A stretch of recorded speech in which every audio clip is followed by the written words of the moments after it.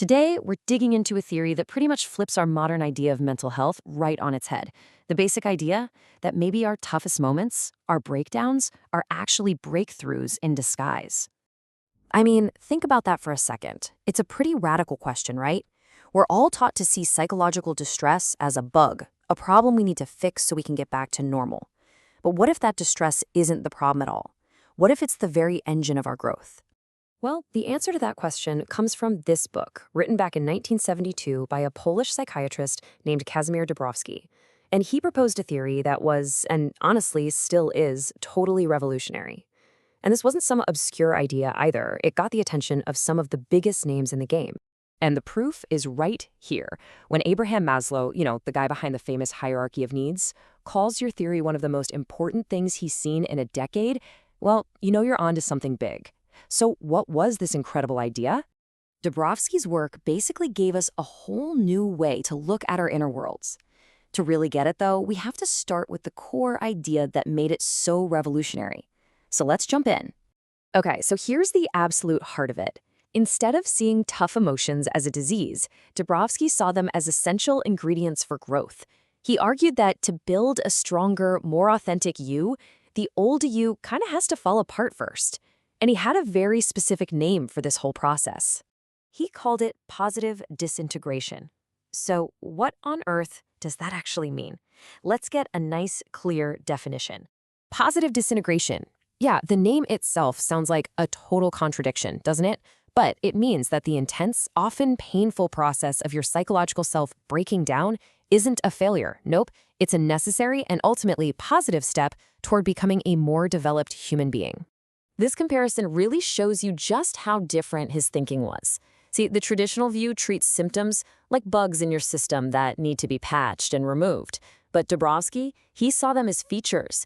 They're signs that a person has the raw material, what he called developmental potential, to build a much more complex and meaningful personality. But that brings up a really important question. If this whole process is so difficult, what powers it? What gives a person this so-called developmental potential in the first place? Dąbrowski's answer was a concept he called over-excitabilities. The best way to think about it is like having a nervous system that's just wired to experience life more intensely than the average person. It's not a disorder, it's more like a supersensitivity.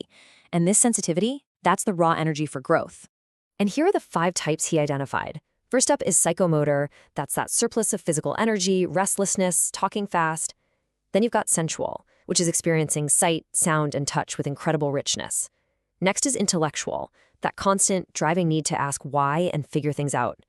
Then there's imaginational, which means having a super vivid inner world full of dreams and fantasies.